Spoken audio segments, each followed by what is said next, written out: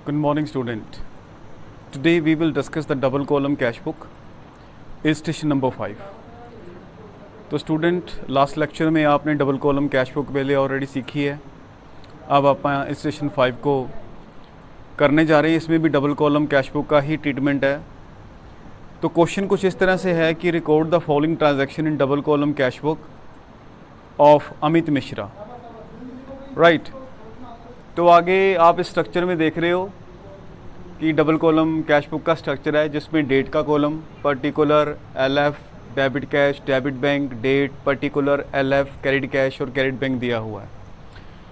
अब स्टूडेंट इस क्वेश्चन में क्या है कि जो आपका बिजनेसमैन है उसने ना जो 1,20,000 से बिजनेस स्टार्ट किया है, राइट। अब कोई बिजनेसमैन बिजनेस स्टार्ट करेगा, बिजनेस में पैसा लगाएगा, तो नेचुरली एज ए बिज़नेस जब आप सोचोगे तो आपके पास क्या आया। अगर आपके पास पैसा आ रहा है तो मैंने ऑलरेडी आपको बताया हुआ है कि it will debited in the debit column.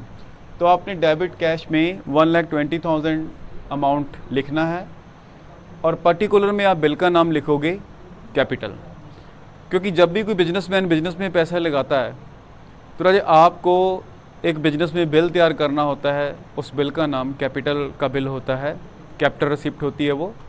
तो यहाँ पे बिल का नाम लिखा गया, यहाँ पे डेट लिखोगे आप April 1st। तो ये April 1st की एंट्री हो गई है, राइट। अब इस क्वेश्चन में क्या है कि ये जो 1,20,000 रुपीज़ आपने बिजनेस में इन्वेस्ट किए, इसमें से 40,000 रुपीज़ आपने बैंक में डिपॉजिट करवा दिए हैं। तो जब आप पैसा बैंक में डिपॉजिट करवाओगे तो राजे आप सब ने एक एंट्री पास करनी है, ये मानते हुए कि आपके पास क्या आया और क्या गया। आपके पास से पैसा गया 40,000 rupees, it should be credit, और आपको बैंक से रिसिप्ट मिलेगी, क्योंकि वो डॉक्यूमेंट बैंक का है इसलिए आप डेबिट में बैंक वर्ड यूज़ करोगे। तो एंट्री बनती है bank on debit to cash 40,000। अब इस एंट्री की हम सिर्फ डेबिट साइड नोट करेंगे। पहले आप देख रहे हो कि डेबिट में बैंक को डेबिट किया गया है, तो डेबिट वाले बैंक कॉलम में आइए, यहाँ पे 40,000 रुपीज़ लिखिए।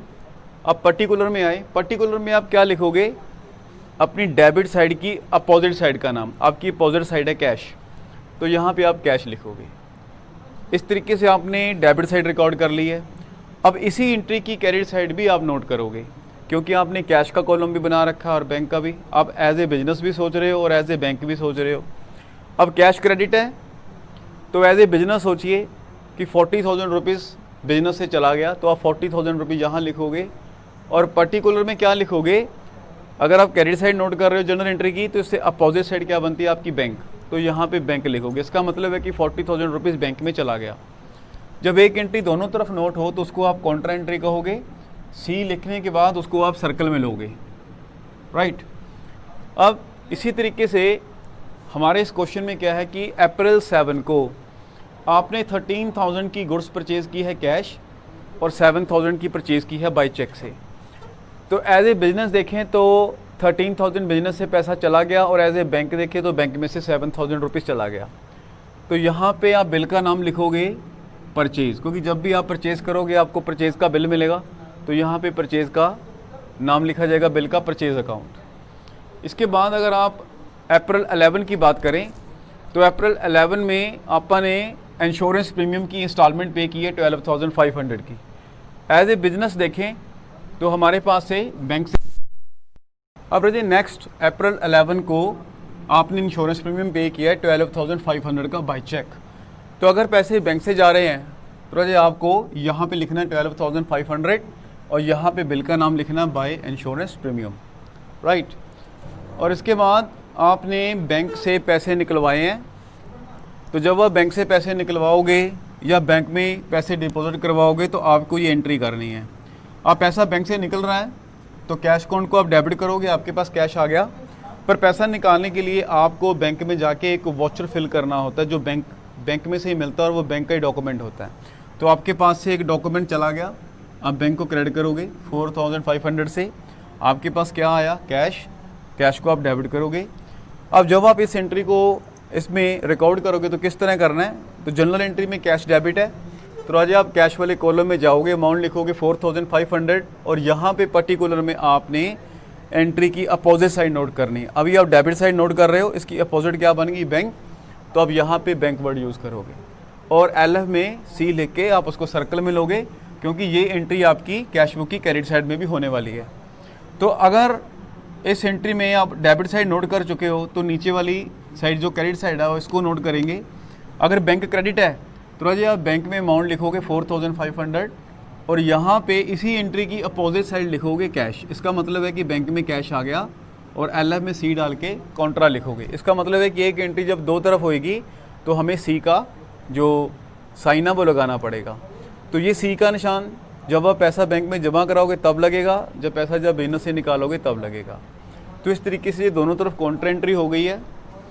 इसके बाद आप देख रहे हो कि एक कस्टमर है नदीम, जिसने आपको 16,800 रुपीज़ डायरेक्टली आपके अकाउंट में डिपॉजिट करवा दिए। तो बैंक वाले कॉलम में आप लिखोगे 16,800, क्योंकि आपको पता है जब भी पैसा बिजनेस में आएगा, चाहे वो कैश है चाहे बैंक में है, आपने डेबिट वाली साइड यूज़ करनी है।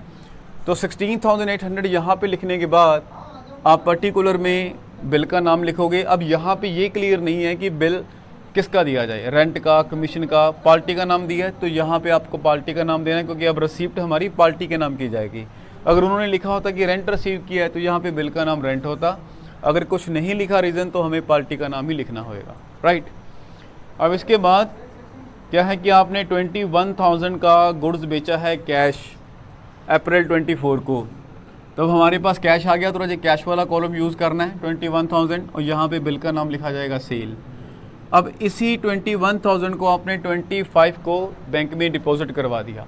तो जब भी आप बैंक में डिपॉजिट करवाओगे एंट्री करोगे bank on debit to cash.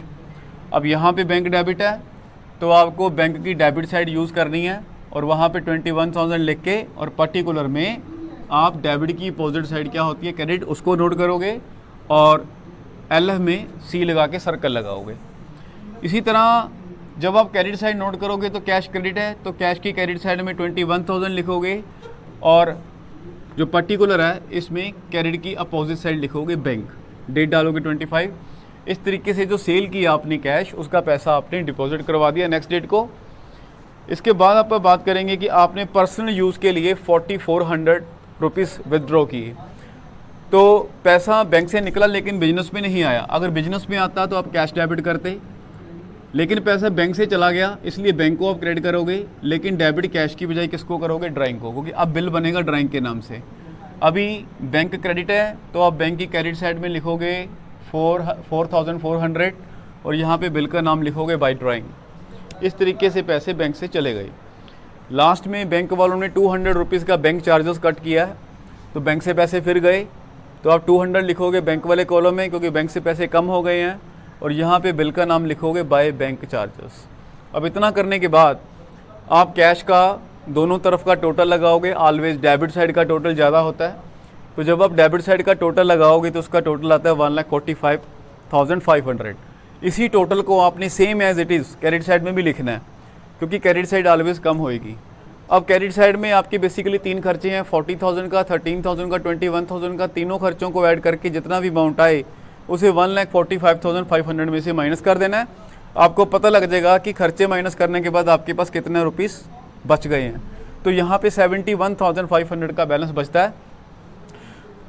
1,45,500 के आपकी इनकम है जो आपने रिसीव की, उसमें से खर्चे माइनस करने के बाद ये बैलेंस बचा है।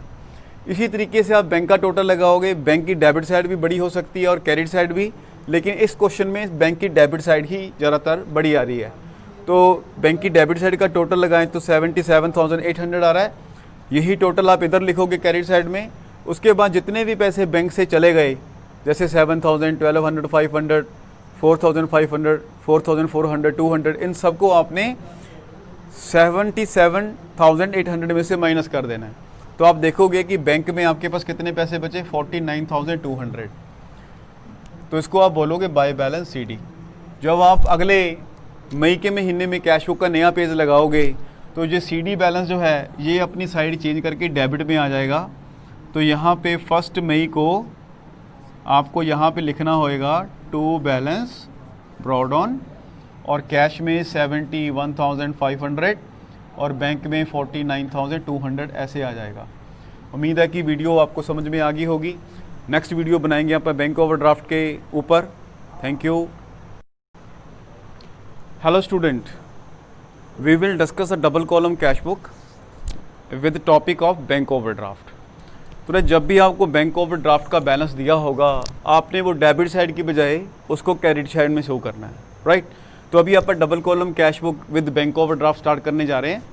तो एक आपकी इलस्ट्रेशन है 6, तो 6 इलस्ट्रेशन में लिखा हुआ है कि prepare the cash book with cash and bank column in the books of Randeep बाल। तो इसमें आपका जो ईयर है वो है आपका 2020, जो ईयर चल रहा है आपका यहाँ पे 2020 का है। और 2020 में अप्रैल 1 को आपको लिखा हुआ है कि पिछले महीने के आपके पास कैश बचा हुआ है 40,000 का और बैंक ओवरड्राफ्ट है 30,000। जो कैश बचा हुआ है वो आपने इस तरफ लिखना है और यहाँ पे आप लिखोगे to balance brought on BD। और जो बैंक ओवरड्राफ्ट है वो राजा आपने क्रेडिट साइड में लिखना है बाय बैलेंस ब्रॉड ऑन। और यहाँ पे आपका जो ओवरड्राफ्ट है वो है 30,000 का। तो आपने 30,000 का जो ओवरड्राफ्ट है वो आपने क्रेडिट साइड में लिखना है, क्योंकि ओवरड्राफ्ट को हमेशा क्रेडिट साइड में लिखा जाएगा। और जो पैसे आपके पिछले साल बचे हुए हैं जो खर्च नहीं हुए वो आपने डेबिट साइड में लिखने हैं, राइट। और एक बात याद रखनी है, भी जब भी पैसा बिजनेस में आएगा, कैश आएगा तो आप कैश वाले कॉलम में लिखोगे, अगर कोई चेक आएगा तो आप फिर भी डेबिट में लिखोगे बैंक वाले कॉलम में। और अगर बिजनेस से कैश जाएगा तो आप क्रेडिट साइड में लिखोगे, अगर पैसे बैंक से जाएंगे तो आप क्रेडिट बैंक वाला कॉलम यूज़ करोगे। अब इस क्वेश्चन में लिखा हुआ है कि rent of residence of the proprietor paid by cheque 9,000। तो प्रोपराइटर ने अपने घर का पर्सनल खर्चा, अपने घर का जो रेंट है वो पे किया है।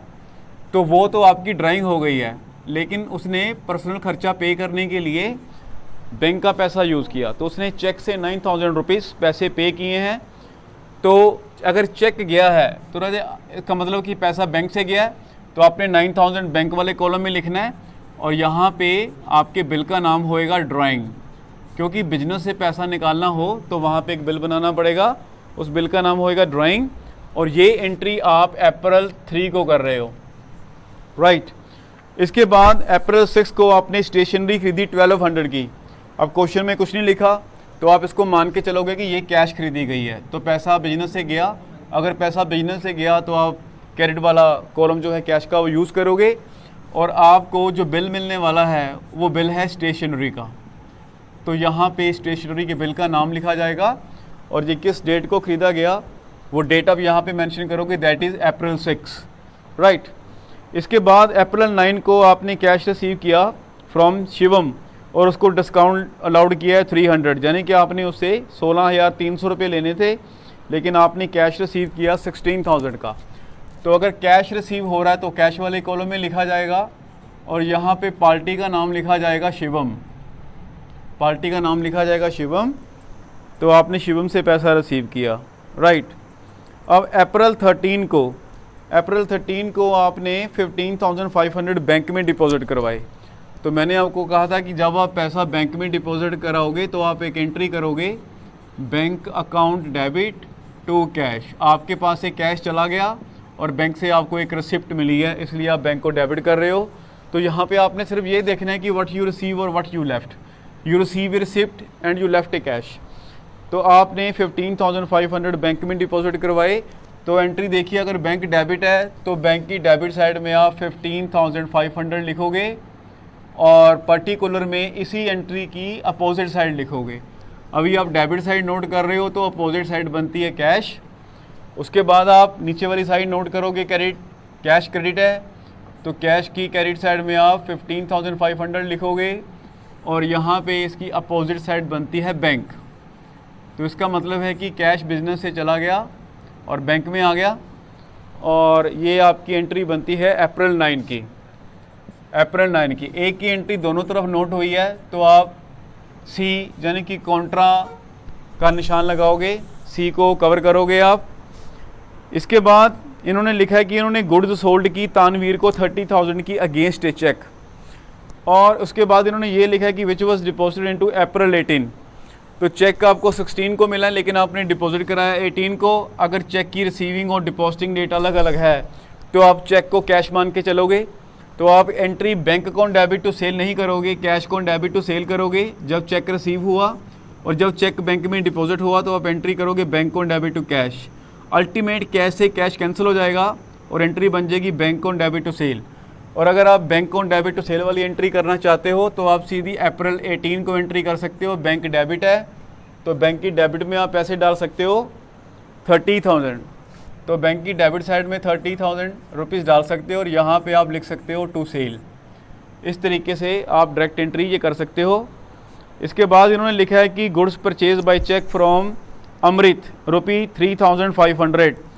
तो आपने चेक से गुड्स परचेज़ की है तो पैसा बैंक से गया, तो बैंक वाले कॉलम में 3,500 लिखोगे, और आपने परचेज़ की है तो आप यहाँ पे परचेज़ का यानी कि बिल का नाम लिखोगे, पार्टी का नाम नहीं लिखना क्योंकि ये कैश परचेज़ है और ये परचेज़ आपने किया अप्रैल 20 को। तो जब भी आप चेक से खर्चा करोगे तो बैंक वाला कॉलम यूज़ करोगे, अगर कैश खर्चा करोगे तो जो क्रेडिट वाला कॉलम है कैश का वो यूज़ करोगे। इसके बाद 5,500 का चेक आपने इशू किया संतोष को। संतोष को चेक इशू करोगे, दैट मीन्स कि पैसे हमारे बैंक से गए, तो 5,500 आप बैंक वाले कॉलम में लिखोगे। अब यहाँ पे आप पार्टी का नाम लिखोगे संतोष, क्योंकि ये जो चेक है किस रीज़न से दिया गया ये मेंशन नहीं है कि आपने रेंट पे किया या कमीशन पे किया। तो इस केस में आप जो रिसिप्ट मिलेगी, रिसिप्ट आपको मिलेगी वो पार्टी के नाम से है, तो डेट है आपकी 27, तो आपने उसको चेक दिया और उससे रिसिप्ट लोगे पार्टी के नाम की। इसके बाद लास्ट एंट्री है कि आपने पर्सनल यूज़ के लिए कैश निकाला 1,600 रुपया, तो बैंक में से नहीं, ये आपके बिजनेस में से है, कैश विदड्रॉन लिखा है।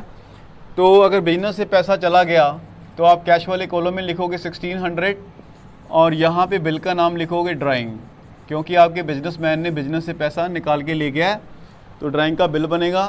अप्रैल 30 की ये एंट्री है, बिजनेस से कैश गया और आपने बिल का नाम लिखा ड्राइंग।